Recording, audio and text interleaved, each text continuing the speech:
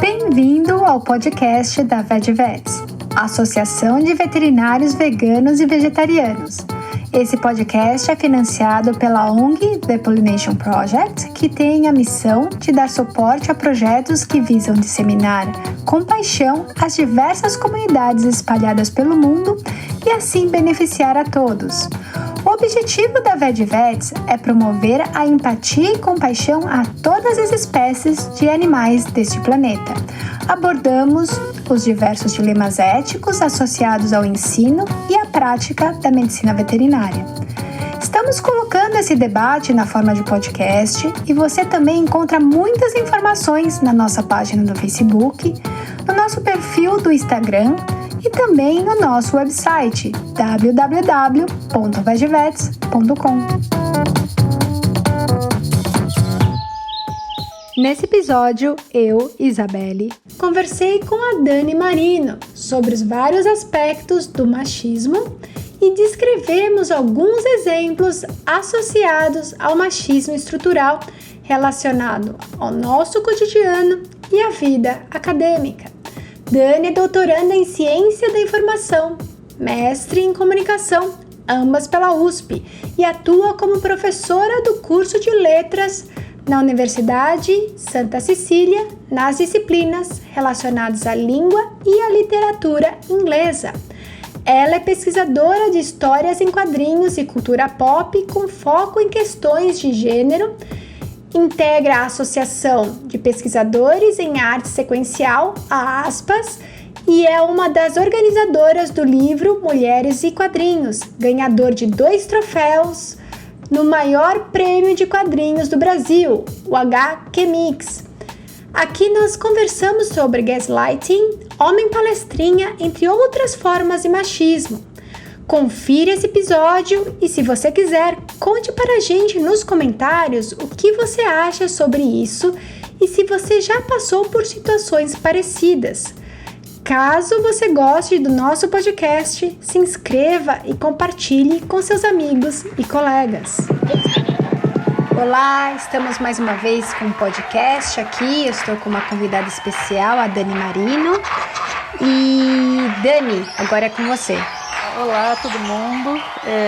Eu me chamo Dani Marino, sou pesquisadora de histórias e quadrinhos e cultura pop com foco em questões de gênero, né? Então, feminismo e assuntos relacionados. Fiz mestrado em comunicação, né? O meu mestrado ele não tem relação com gênero, mas ao longo do mestrado eu publiquei vários artigos e participei de vários eventos sobre gênero e acabei me aprofundando, né? E agora eu entrei no doutorado para então me aprofundar na questão de crítica de quadrinhos a partir de uma perspectiva de gênero. Acho que é isso. Dani, muito obrigada por você estar aqui com a gente. É ótimo, né? Realmente, né, ter essa oportunidade. Eu estava querendo te trazer desde o ano passado. E Dani, para quem não sabe, eu conheci a Dani quando a gente trabalhou no Minas Nerds, que é um coletivo, né, de mulheres que fala sobre cultura pop. E como em muitas outras áreas, a área de quadrinhos, de cultura pop, existe aí uma grande diferença em relação ao gênero e como as mulheres são tratadas, né? E não só nos quadrinhos, na área da ciência, principalmente na área de exatas, né? A gente tem essas diferenças, a gente tem muito menos mulheres nas áreas de exatas e no quadrinho a gente pensa que isso seria diferente, né? Porque a gente acha que todo mundo é tão desconstruído, a gente tem essa ideia, né, que as pessoas elas são diferentes e não é bem assim, né, Dani? Conta só um pouquinho do que você vive, né, nessa área. Eu também tinha essa impressão até começar a pesquisar quadrinhos. E no final das contas acabou que a área acadêmica de estudos de quadrinhos ela é muito menos machista do que o meio dos quadrinhos em si.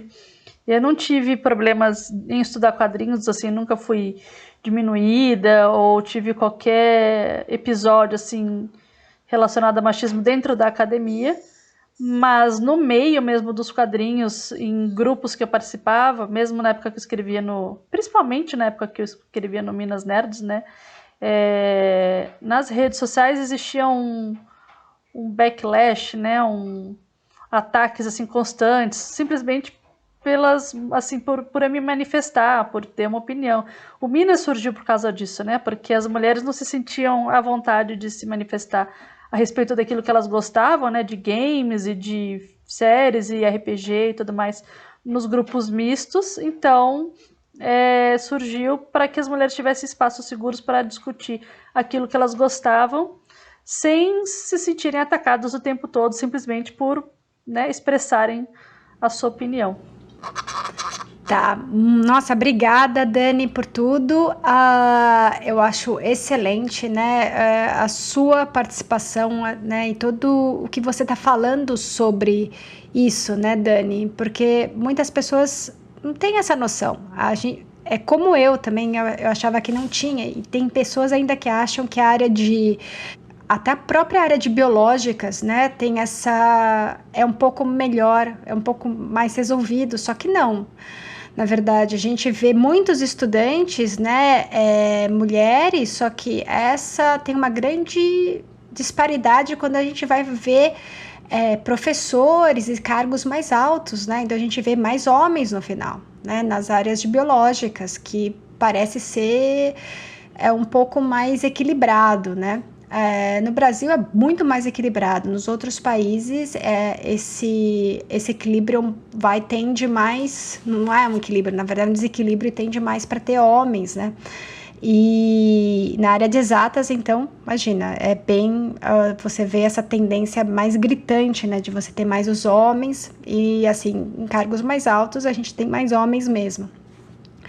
E Dani, você pode falar então de alguns aspectos do machismo, assim, que a gente pode falar, comentar e exemplificar alguns aspectos? A gente pode começar então com o gaslighting, né? E como que a gente traduziria isso para o português, esse termo, a origem desse termo? Você pode falar um pouco mais sobre isso?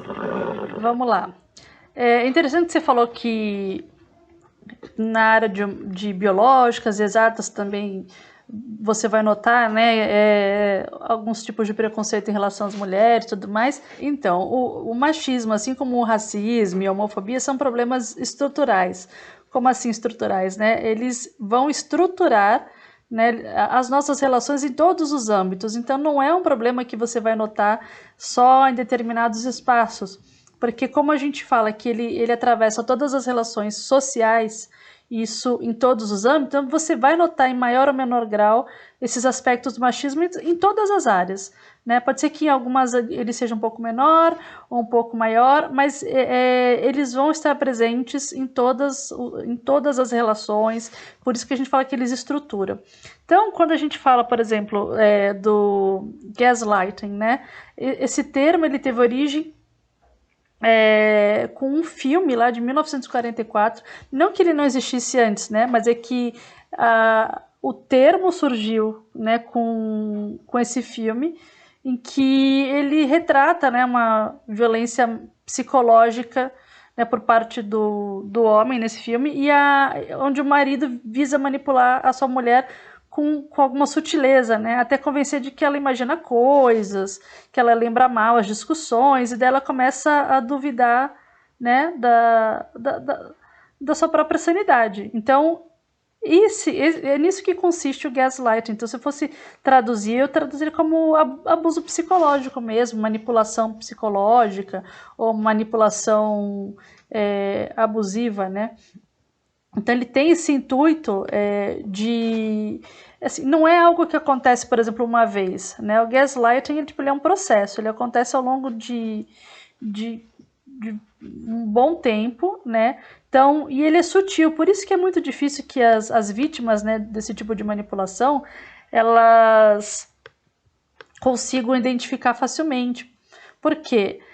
Como ele vai minando, por exemplo, a autoestima da vítima, é sempre assim, envolve uma relação de poder e, por exemplo, em relações heterossexuais, o poder ele é majoritariamente masculino, ele está na mão, né, dos homens, porque historicamente nós temos esse sistema que é patriarcal e que se beneficia da opressão de mulheres e tudo mais. Então, geralmente, ele acontece por parte de um homem tentando manipular essa mulher. Então, ele vai fazer como?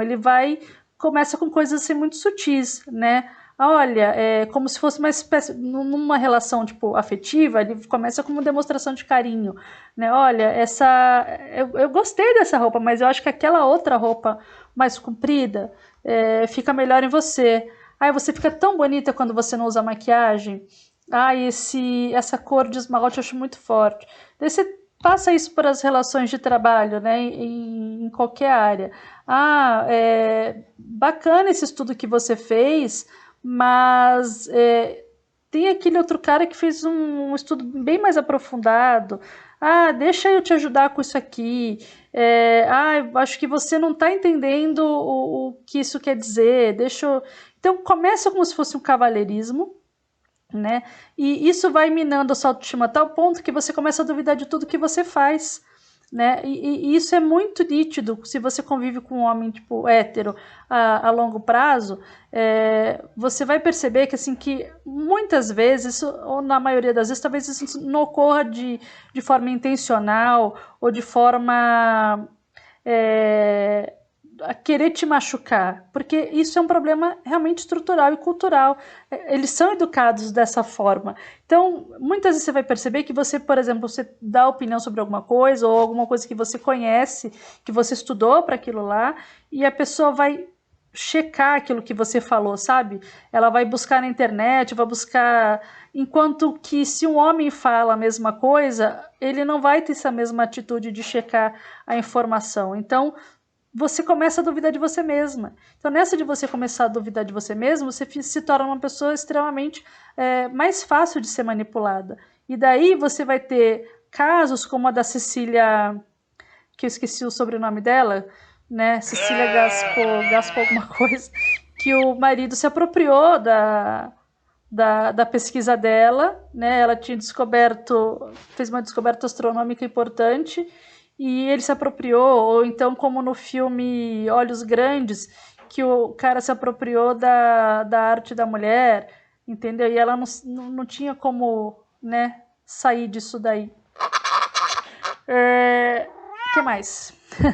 Então teria uma diferença grande de assédio moral, né, no caso, porque isso seria sutil, Dani, o gaslighting.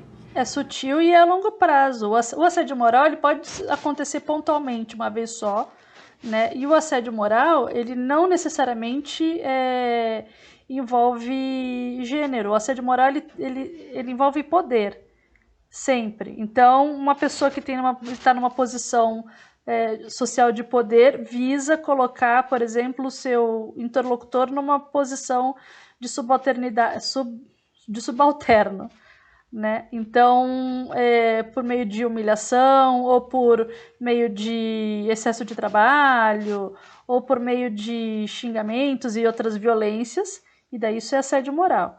A longo prazo, isso pode se caracterizar como gaslight, mas é que gaslight ele é um termo que está mais relacionado à violência de gênero, e o assédio moral não necessariamente envolve gênero, né? Qualquer pessoa pode estar sujeita a sofrer assédio moral. É interessante, vou fazer uns exemplos, né? O que acontece, por exemplo, na medicina veterinária, a própria introdução da mulher na medicina veterinária foi uma grande questão, porque as pessoas não queriam, né? Eram só homens, eles não queriam que uma mulher entrasse porque ela veria os animais de uma outra forma, ela trataria os animais de uma outra forma. E por causa de todo o nosso histórico, né? E eles não queriam, porque ia tratar o animal com mais gentileza, né? E ver de outra forma. Até no campo assim da ciência, os médicos falam que você, quando está analisando um experimento ou analisando os dados em relação ao animal, eles falam para você não ter sentimentos ou emoções, né, em relação àquele animal. A própria área da medicina é assim. E é interessante isso. E quando a mulher ela quer, então, passar um maior cuidado para aquele animal, então ela é julgada. Até pouco tempo atrás, as pessoas, né, a medicina veterinária não tratava tanto com tantos analgésicos ou bloqueios para dor, porque o animal passava por cirurgia. Muitas pessoas até hoje acreditam, não dá remédio para dor, porque é melhor ele ficar quietinho ali e se recupera mais rápido, né? Tem todo esse conceito, né, de hoje em dia mudou muito, só que ainda há pessoas que acreditam nisso, né? E tudo isso foi uma revolução muito grande quando entrou as mulheres, né? Hoje em dia a gente tem mais mulheres, né, na área da medicina veterinária, e teve uma grande outras perspectivas, como tratar os animais, né, com mais compaixão, com mais empatia. E só que isso a muito custo, né? As primeiras mulheres foram então bem teve aí uma grande relutância em ter mulher na medicina veterinária por causa disso. Eles não queriam mudar o jeito de tratar os animais, de ver os animais, né? E é interessante, hoje a gente tem termos, né, que ligados à Idade Média, como a pessoa louca dos gatos, né? Porque a mulher que se liga a um animal ou quer tratar de um animal, ela é sempre colocada como uma louca, né? Muitas vezes não é falado hoje em dia, muitas vezes só os olhares para aquelas mulheres, até o jeito de você falar de um jeito assim, não diretamente, indiretamente, você acaba mostrando que aquela pessoa não está fazendo certo, né? Ela duvidar do que ela realmente acredita.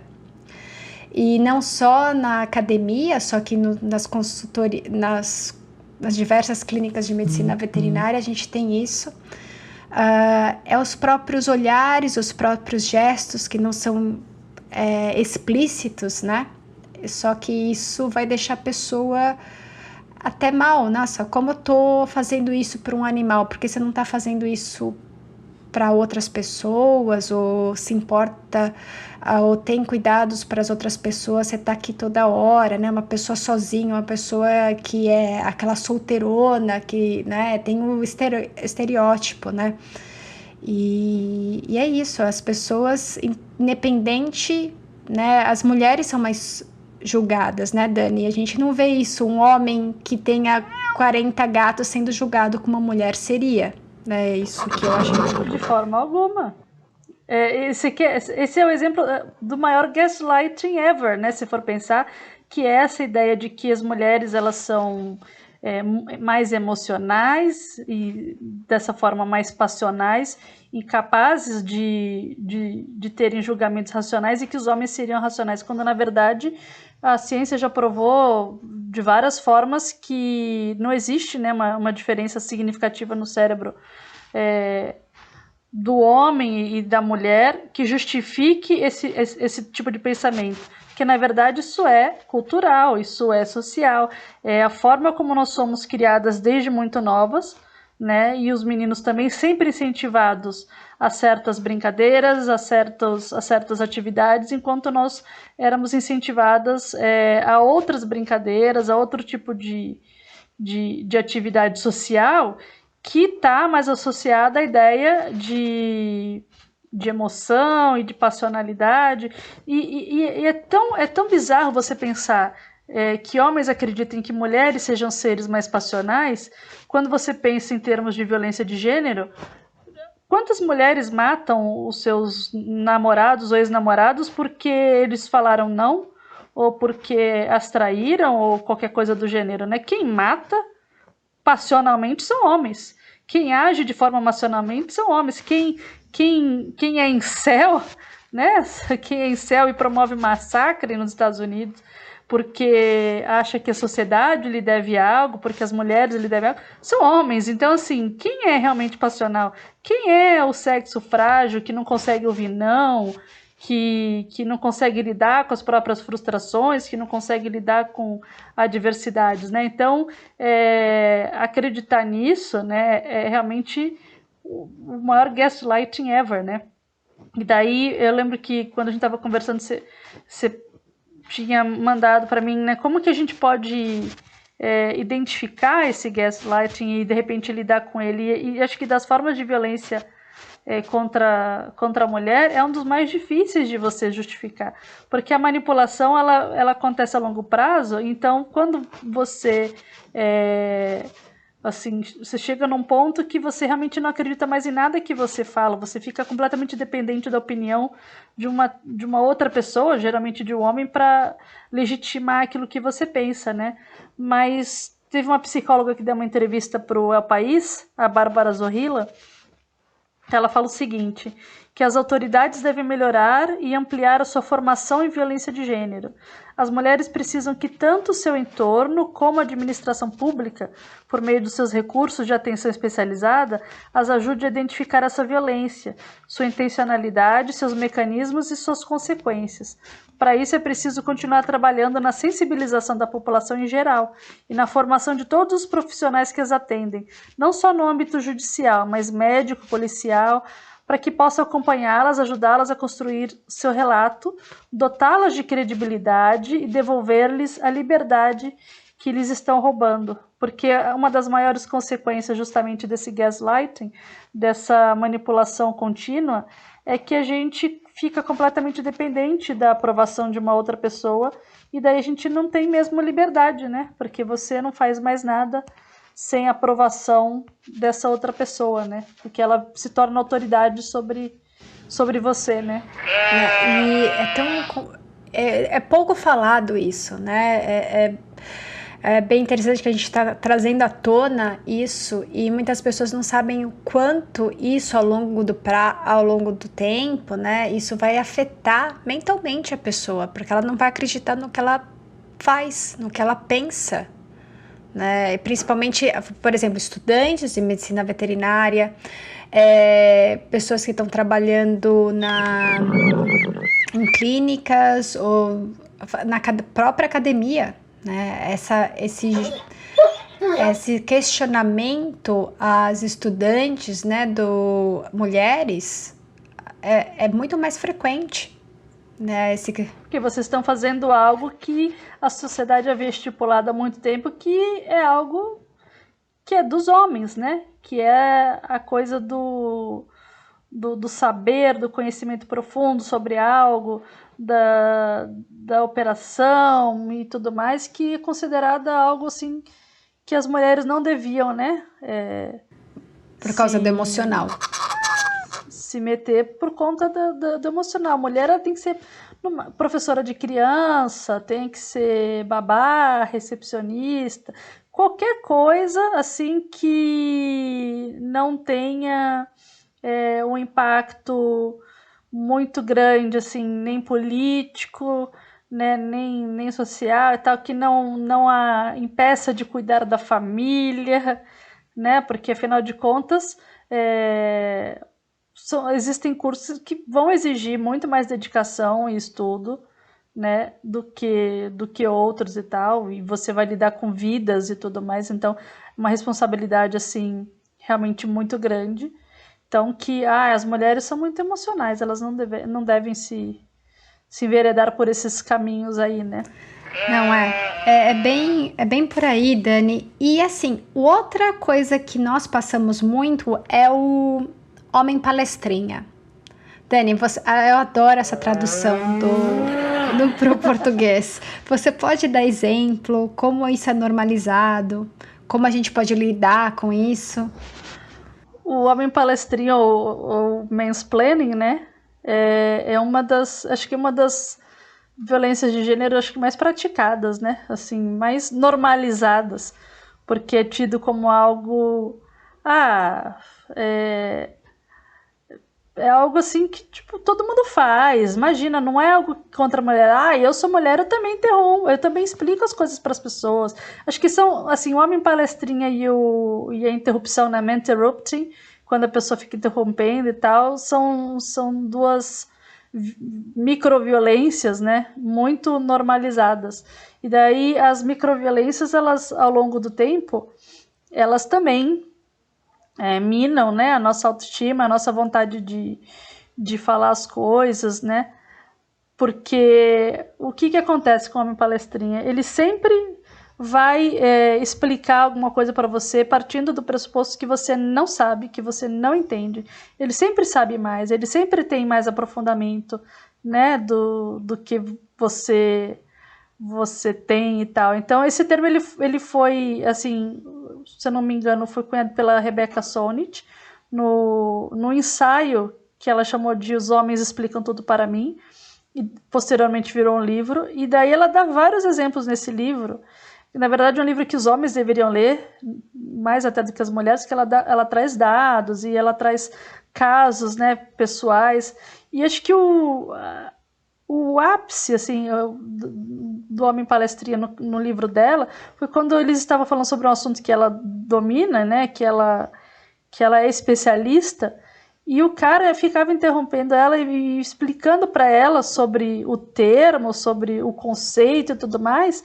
Falava, mas você tem que ler o artigo tal, nossa, ele é muito bom e tal. E ele ficou usando o próprio artigo dela, ele não sabia que ela tinha escrito o artigo, entendeu? E usou o próprio conhecimento dela para falar, olha, você devia ler tal pessoa, porque essa pessoa realmente sabe, e ela tentando explicar que ela sabia do que ela estava falando, né, e o cara também não deixava. E existe uma ideia também, uma vez conversando com um amigo meu, que inclusive é de biologia, né, sobre esse hábito que os homens têm de explicar as coisas para as mulheres, sempre partindo do pressuposto que elas não sabem.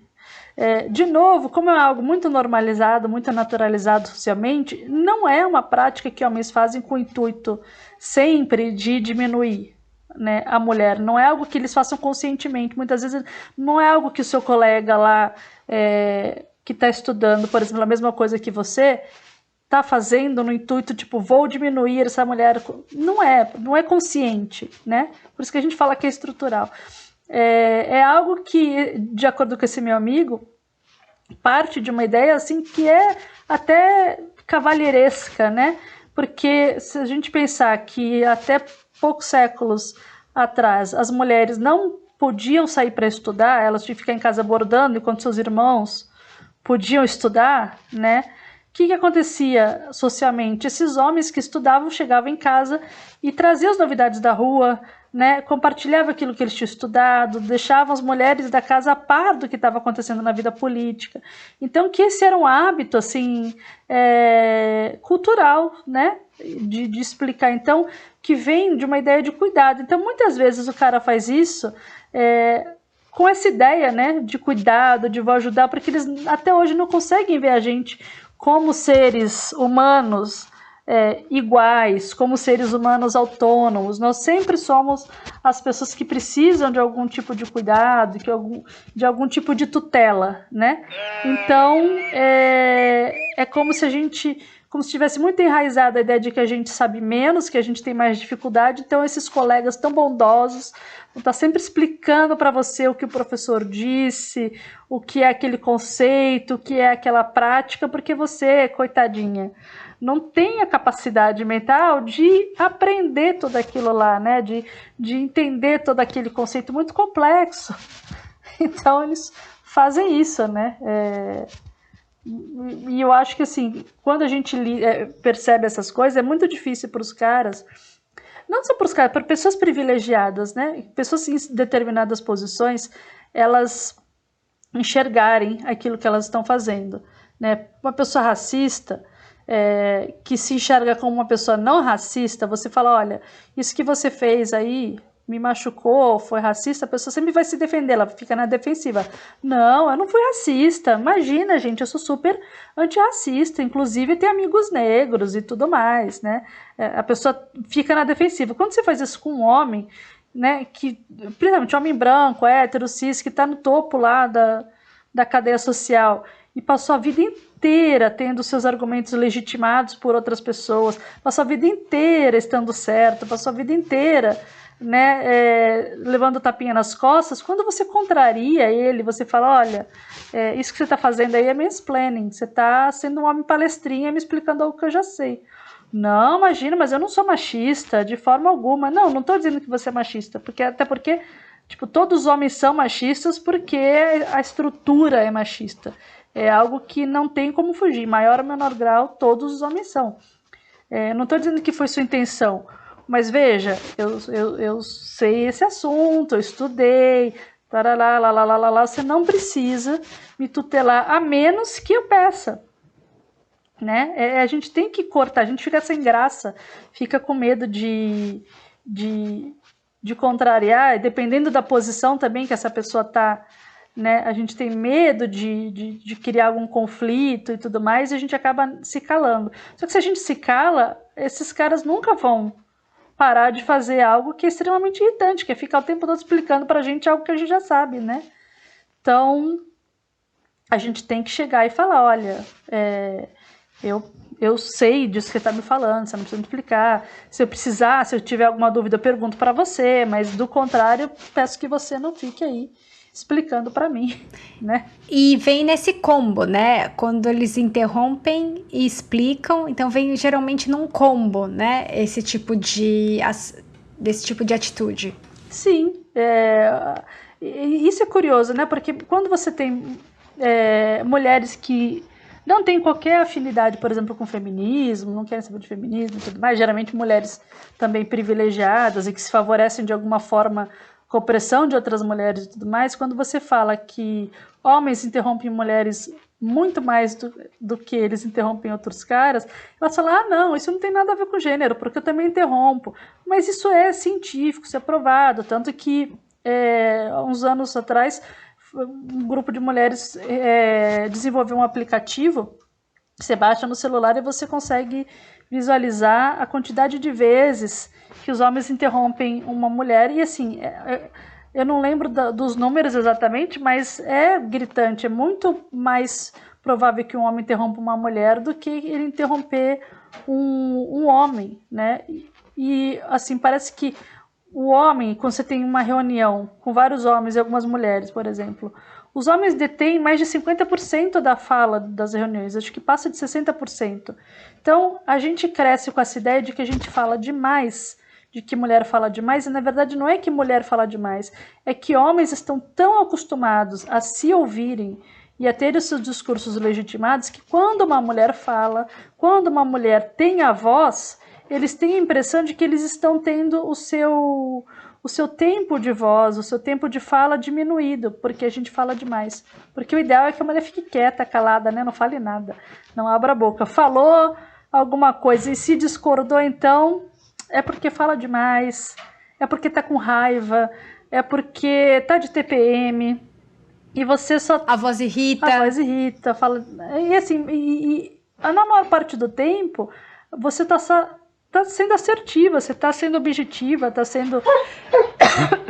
né? Só que você vai ser punida. Se você tiver a mesma atitude que um cientista, se você tiver uma atitude de explicar algo, de expor algo, de ser objetiva, de agir como é esperado que os homens ajam, e não como é esperado que uma mulher haja, você vai ser automaticamente caracterizada como uma mulher agressiva, violenta, que tá de TPM, entendeu? Então, assim, são sempre dois pesos e duas medidas, né? E daí é isso, se você reclama, se você fala, olha, não terminei de falar, mas você tá brava? Você tá de TPM, não é? E é isso, você não pode ficar brava porque a pessoa tá te interrompendo, entendeu? Mas eles realmente fazem isso também sem perceber, mas fazem. Dani, e agora? Você pode me falar um pouquinho sobre cyberbullying? Como isso acontece? Se isso acontece mais com mulheres? Se é uma junção desses tipos de atitude no meio da internet? Como isso acontece? Olha, o cyberbullying ele pode ocorrer não só em relação às mulheres, né? Qualquer pessoa pode ser vítima de cyberbullying. Ele é a violência que se dá por meio das plataformas e dispositivos digitais. Então, assédio, perseguição, ameaças. Mas nós estamos muito mais sujeitas a receber alguns tipos de conteúdo e de assédio que os homens estão. Por quê? Se você pensa, né, que machismo é estrutural, que você não está seguro em nenhum lugar, que você vai sofrer algum tipo de machismo, de assédio sexual ou de algum tipo de assédio em qualquer lugar, né? Nas redes sociais, você tem o benefício aí do anonimato. Então, as pessoas se sentem muito mais à vontade de destilarem discurso de ódio, de promoverem ameaças escondidas atrás de telas, de repente, perfis fakes, né? Então, homens se sentem muito à vontade a fazer isso. Então, se você perguntar para os homens que você conhece, quantos receberam uma foto de um pênis inbox sem terem solicitado, e quando você perguntar isso para as mulheres, você vai ver que existe uma discrepância absurda. E você não precisa estar fazendo nada, você não precisa. Basta ser mulher, basta ter um perfil feminino. Isso é tão sério, tão explícito, que as atendentes virtuais de lojas de departamento aqui no Brasil, né, uma delas, não sei se foi do Magazine Luiza, acho que não foi alguma outra atendente virtual. Ela teve que fazer campanha contra assédio sexual porque a personagem fictícia, ela sofre assédio sexual, né? Ela sofre assédio as pessoas sabem que não é uma mulher de verdade e ela sofre. E outros exemplos que a gente pode também citar, você acha fácil você der um Google aí, de casos que, por exemplo, de empresas, né, em que homens tinham respostas muito rápidas às suas demandas, né, e as mulheres demoravam mais, e quando trocavam de perfis, responde aí no meu e-mail por um mês para a gente ver.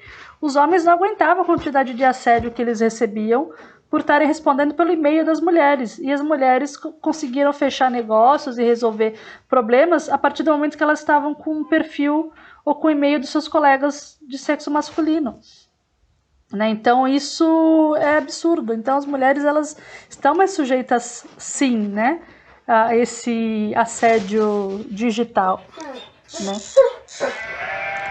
Ótimo, Dani, obrigada por esclarecer isso. Dani, tem mais uma outro tipo, algum outro aspecto que você quer falar, quer dar exemplos?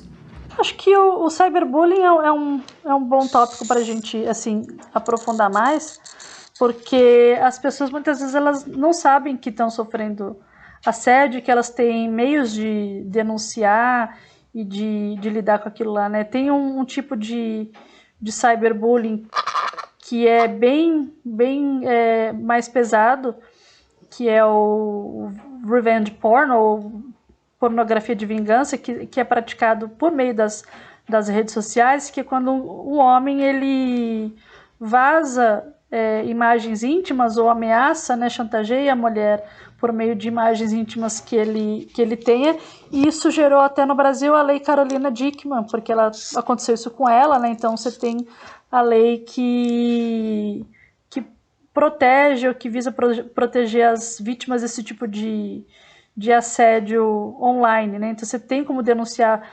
para a Delegacia de Crimes Virtuais, para a SaferNet, buscar informações, né? O próprio site do Minas Nerds fez com a Secretaria de Segurança Pública do Estado de São Paulo uma cartilha sobre cyberbullying.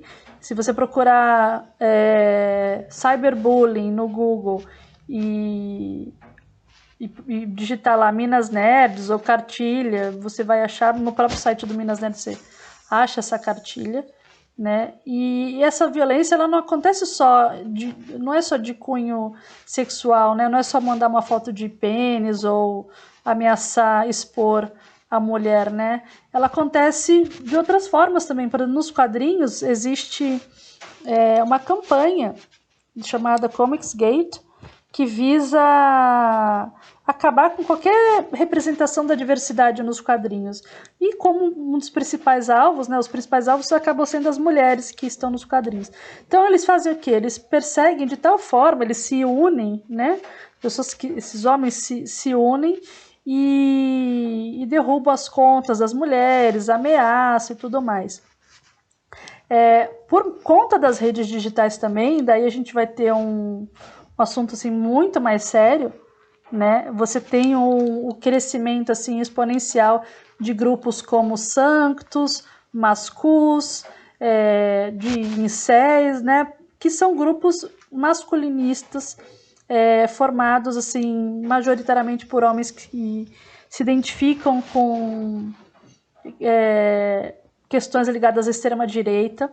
Nos Estados Unidos, as pessoas puderam ver isso no ataque ao Capitólio, né, com líderes do QAnon, que são vertentes da mesma coisa, né, de uma masculinidade tóxica que, entre outras coisas, promove ódio às mulheres. Um ódio assim tão violento que você tem ataques, né? Não só massacres assim, a escolas, mas você tem uma perseguição que acaba em mortes, né? de mulheres. Eles se organizam a ponto de promover ataques onde a maior parte das vítimas são mulheres. Né? No Brasil, a ativista Lola Aronovitch, ela tem um blog, né, chamado Lola Escreva, e ela é uma das maiores ativistas que divulga, né, o trabalho assim, que a Polícia Federal faz em busca desses grupos que se reúnem principalmente em fóruns da internet. Então, os fóruns do Reddit e outros fóruns, infelizmente, eles exacerbaram, assim, eles fizeram com que esses caras que de repente eram isolados, que se sentiam sozinhos e tudo mais, ganhassem uma voz assim, muito forte, porque eles se encontraram, né? Eles acharam outros iguais.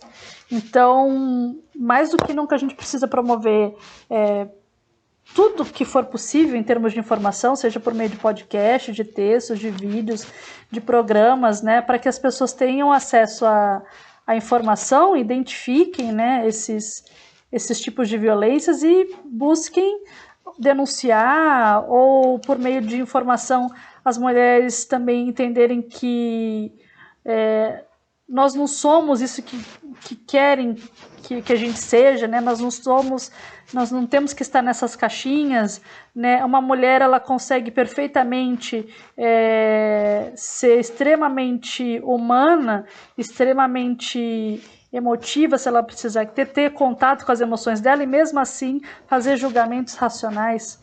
Né? Se isso não fosse possível, nós jamais teríamos físicas, médicas, psiquiatras, ginecologistas e astronautas bem-sucedidas, né? Porque são profissões que você precisa ter um julgamento racional rápido, inclusive, né? Então, as mulheres precisam ter acesso à informação para não caírem nessas armadilhas, entendeu? Para não acharem que elas não deveriam estar nos lugares onde elas querem estar. Né? Sim. E, Dani, você pode complementar? Eu vejo que tem muito cyberbullying em relação à própria fisionomia da pessoa. Né? Às vezes a pessoa não é tem aquela beleza eurocentrada, né?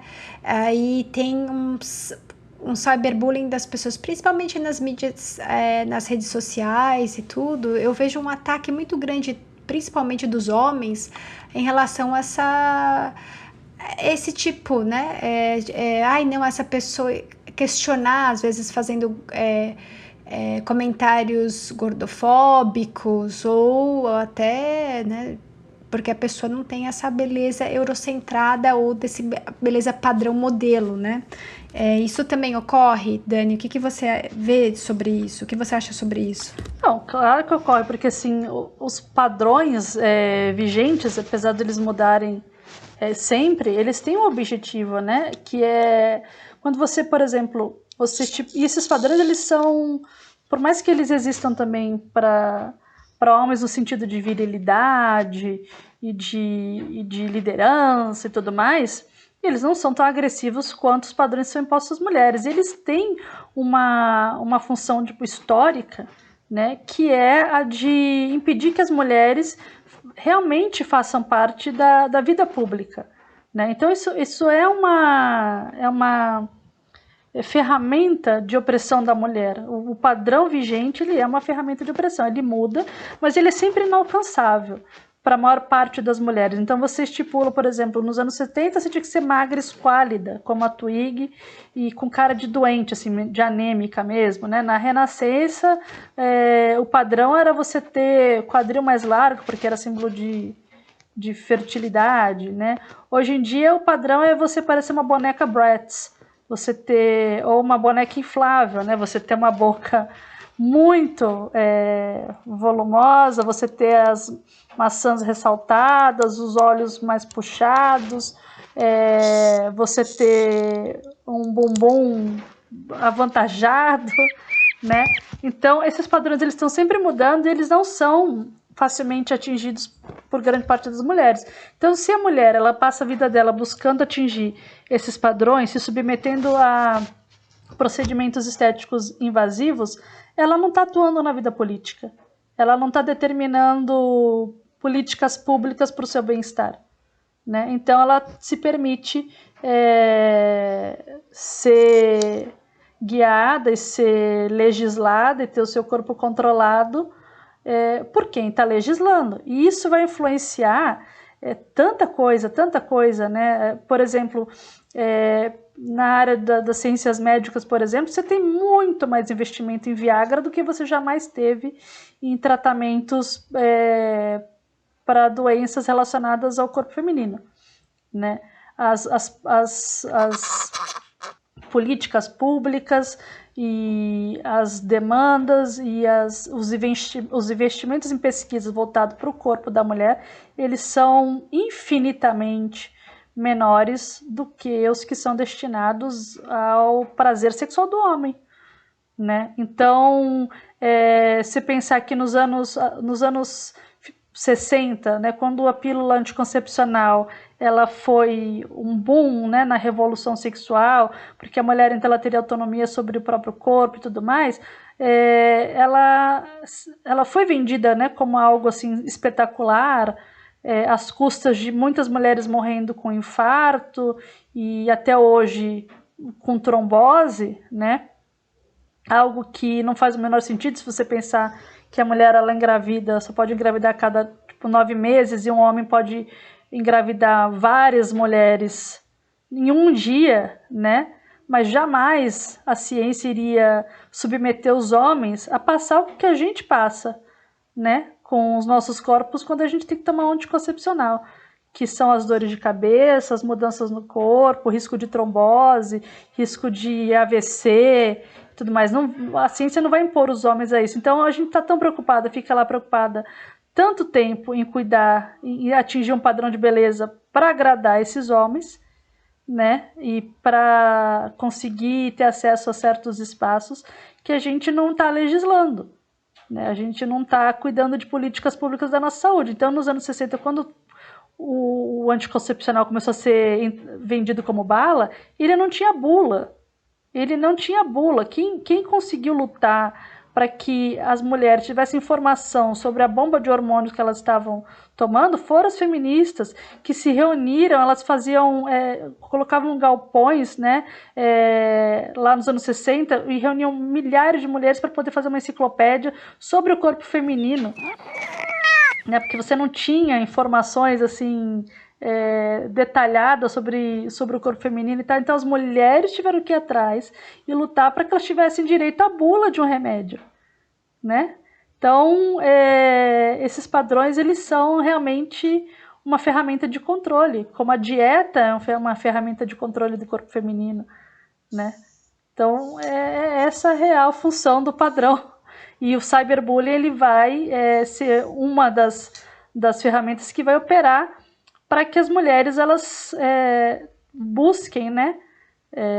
Isso daí. Tanto que assim, você pensa que o Instagram e o TikTok, eles têm esses filtros, né? E eles são responsáveis pelo aumento absurdo de cirurgias plásticas de pessoas querendo se parecer com o que elas se parecem no filtro de Instagram. No Brasil, a rinoplastia entre adolescentes cresceu 41%. Não, minto, não foi 40%, foi 141% nos últimos anos de adolescentes querendo que o seu nariz se pareça com aquilo que ele tem no filtro do Instagram. Então, assim, se você é submetido a esse monte de imagens, né, desde muito novo, os caras começam a consumir pornografia lá com 12 anos de idade, porque as crianças têm acesso à internet de forma livre. Então, a nossa educação sexual, principalmente no Brasil, ela se dá por meio da pornografia, porque a gente não tem educação sexual nas escolas. Então, os homens crescem acreditando que aquele é o padrão de ideal de mulher. E isso é tão violento que vai influenciar, inclusive, número de cirurgias genitais em mulheres, porque elas acreditam, por conta desse cyberbullying, por conta do que elas veem em redes sociais, né, que o padrão é um tipo de genitália que só tem nos filmes pornográficos, e ela vai buscar, então, isso daí. E qualquer mulher que saia desse padrão, ela vai sofrer, não só o cyberbullying, mas ela vai sofrer censura do próprio Instagram. As redes sociais, elas impõem censura a qualquer corpo que é dissidente. Você tem páginas e páginas de fotógrafos que fazem ensaios sensuais de mulheres brancas, em que elas estão praticamente nuas, ou em posições ginecológicas, e isso não é barrado pelo Instagram. Mas, quando ativistas negras e gordas postam fotos dos seus corpos com mensagem, por exemplo, de body positive, né, de amor próprio, elas têm as suas fotos censuradas ou com alcance diminuído. Porque o corpo da mulher, ele é interessante para as redes sociais, desde que ele venda, né, desde que ele venda o sexo, que ele venda produtos, que ele seja feito pro homem. É tempo de retenção, né? Porque tá retendo as pessoas, como elas estão direcionadas que aquilo é a beleza, tá retendo as pessoas vai reter mais, né, a atenção. Exatamente, então é cruel. É muito estrutural, né, Dani? Isso não muda, o problema estrutural, infelizmente, não muda se a gente não investe numa educação básica que privilegie o pensamento crítico e que privilegie a educação sexual, né? Sem isso, não tem como você quebrar, porque a gente fala com adultos e daí você consegue até, de repente, convencer homens a não consumirem pornografia e tudo mais, e a serem mais empáticos, mas se isso não vem da infância, né, se isso não vem lá da nossa formação, é muito difícil você quebrar esses padrões, sabe? É muito difícil. Tem até uma campanha que já, eu acho que sei lá, foi bem antes da pandemia, que é I Wait, que é a Jamila Jamil, que é com a atriz, não sei se você já viu. Não. Que ela fez essa campanha porque ela ficou horrorizada com uma das postagens das Kardashians colocando o peso delas. Né? É como se fosse I weight, tudo que eu significo para o mundo é o quanto eu peso.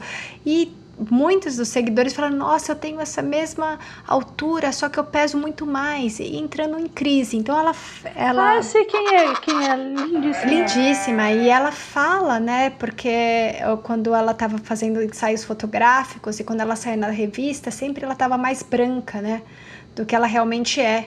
Então ela fala desde como a indústria da beleza, ela modula, né, o que as pessoas realmente são, a aparência delas, né? E ela fala abertamente sobre os filtros do Instagram, sobre a cultura da dieta. Ela fala assim que alguém te vender que essa dieta vai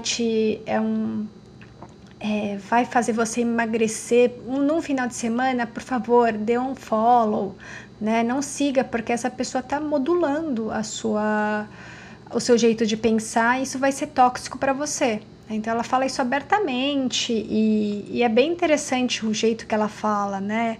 E ela tem uma postura bem dinâmica, ela chama várias pessoas para falar sobre isso, faz várias postagens, é bem interessante. Jamila Jamil, e ela fala bastante sobre isso.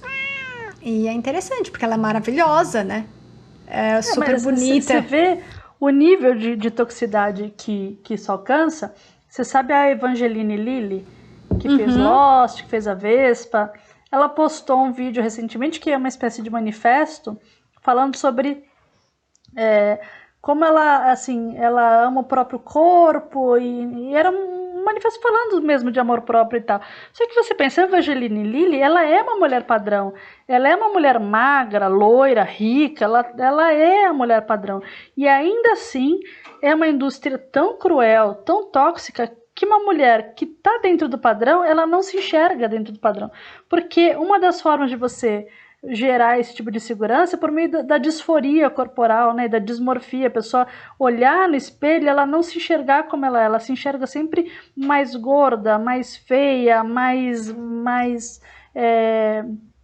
deformada, mais tudo, né, e daí ela precisou postar isso e você pensa, gente, se uma mulher dessas que né, tá dentro do padrão vigente, ela não se sente segura com a própria imagem, você imagina o resto das mortais, né? Como que não se sente assim? E é até interessante, né? Porque fica a culpa. Nossa, eu vou comer esse bolo, a culpa, né? Que é a cultura da dieta. Eu acho muito importante, né? Voltando para a veterinária, quando a gente vê o Instagram da pessoa, né? Muitas eu vejo das veterinárias muitas vezes com o cabelo liso ou com o cabelo loiro, né? Se é isso mesmo que você quer ou você tá indo por causa do padrão para ser mais aceito? Essa questão que acho que cada mulher tem que passar. Você quer isso mesmo para você porque você fez isso, essa modificação, ou porque você está seguindo o padrão para ser mais aceita com os seus clientes ou com as pessoas que te veem? É bem complicado. Pois é, e elas são veterinárias. É que nem o loirodonto. A gente aqui no Brasil fala loirodonto. Loirodonto é uma cor de cabelo, porque você olha as fotos das dentistas que se formam, é o mesmo tom de cabelo, o mesmo tom de pele, o que já diz bastante sobre o racismo na nossa sociedade e tudo mais, mas principalmente como esse padrão vigente ele vai determinar que mulheres que não trabalham com a própria imagem, que não dependem da imagem para serem aceitas, elas precisam estar dentro de um padrão vigente para conseguirem angariar clientes. Então você vai ver isso na veterinária, você vai ver isso na psicologia, você vai ver isso na medicina. Claro que assim, na área de estética isso é muito pior, porque a mulher que trabalha na área da estética, ela tem que vender o que ela faz e ela tem que vender que, tipo, ela tá de acordo, né, com aquilo lá, mas você vai ver isso, assim, quando você tem mulheres que são, sei lá, que fazem qualquer outra coisa que não dependam exclusivamente da imagem delas, se construindo, né, trabalhando a sua imagem de tal forma que elas se encaixem nesse perfil, porque a mulher que está dentro do padrão vigente, ela consegue ter, mesmo que ela não saiba disso conscientemente, né, ela tem acesso a certos espaços que a mulher que está fora do padrão não vai ter. Por quê? Quem que está nas posições de poder, né, e que vai determinar o acesso dessas mulheres a esses espaços de poder? São homens.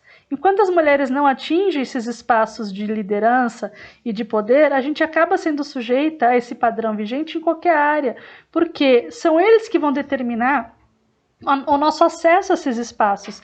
É o dono da clínica que vai determinar o meu acesso ao consultório dele. Então, assim, se eu não estou dentro desse padrão, eu não entro. Então, eu preciso me vender, eu preciso trabalhar minha imagem a tal ponto que, mesmo eu não dependendo da minha imagem para viver, eu acabo tendo que estar dentro desse padrão. Por quê?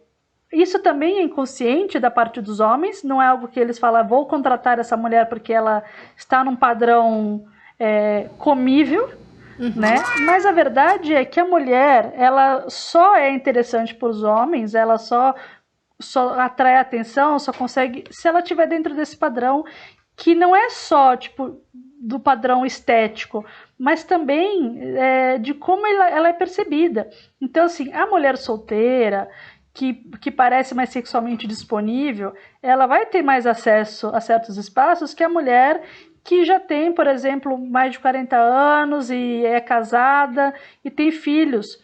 Por quê? mesmo que de forma inconsciente, o homem ele vai procurar aquela mulher que pareça sexualmente atraente e disponível. Mesmo que ele nunca faça nada, mesmo que ele nunca tente nada. Isso é inconsciente, isso é do meio que a gente está inserido, entendeu? Por isso que a gente fala que a mulher depois dos 40, ela está morta para a sociedade.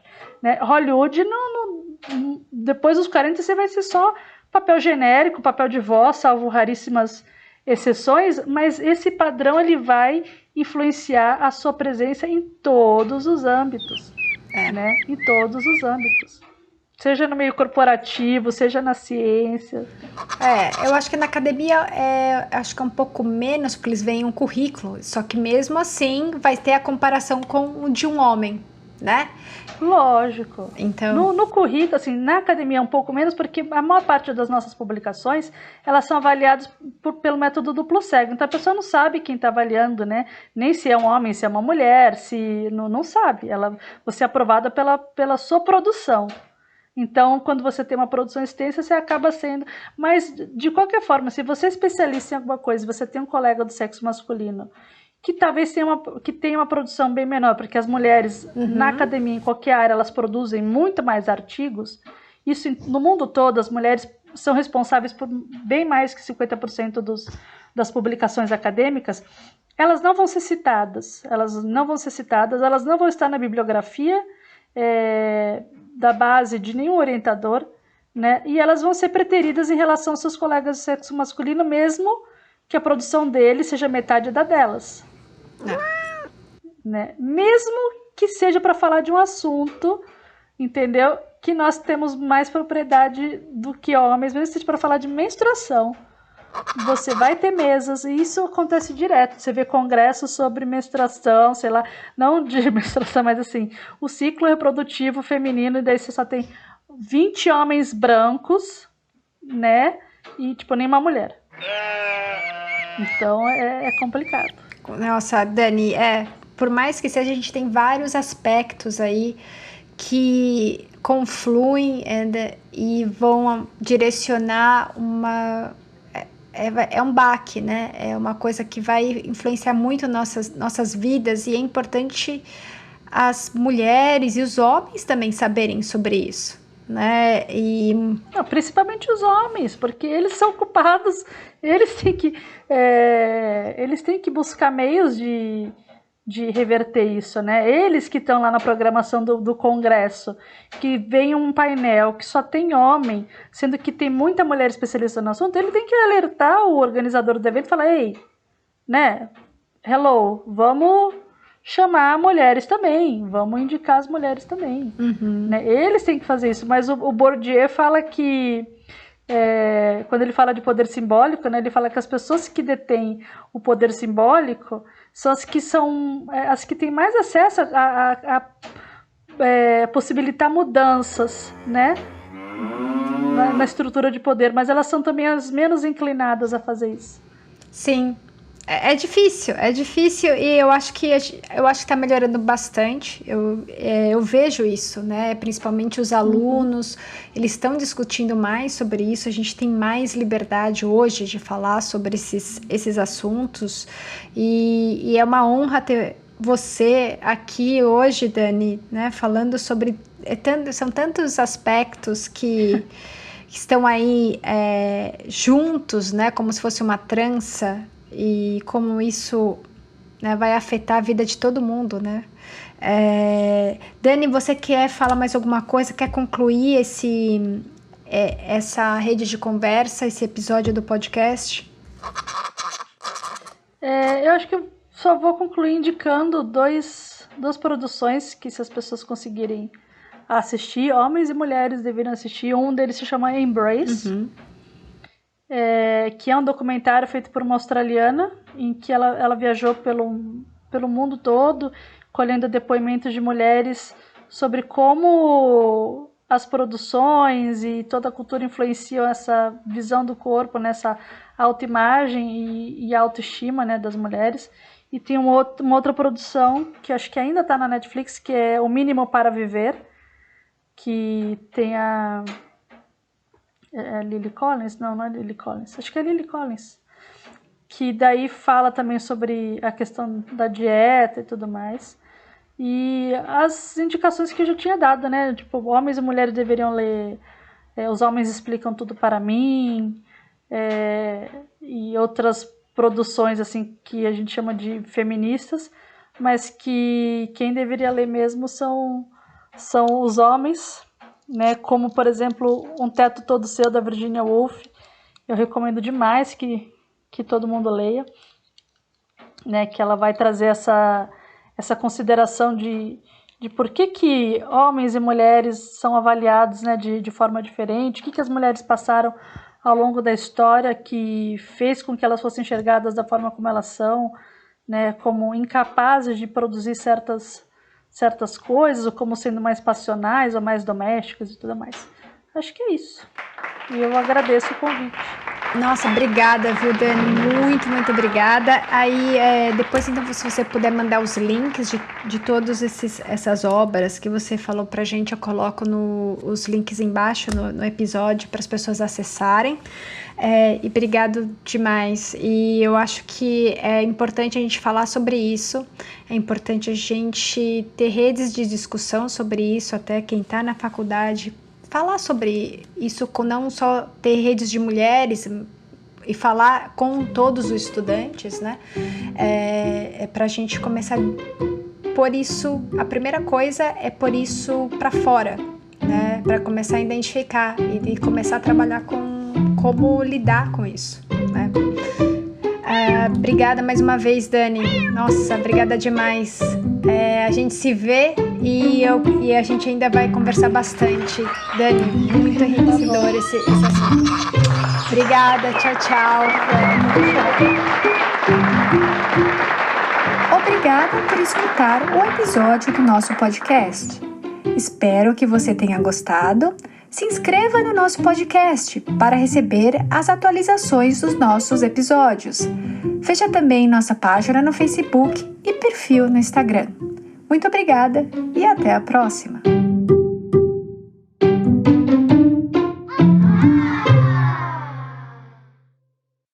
This is an Emma Savo production.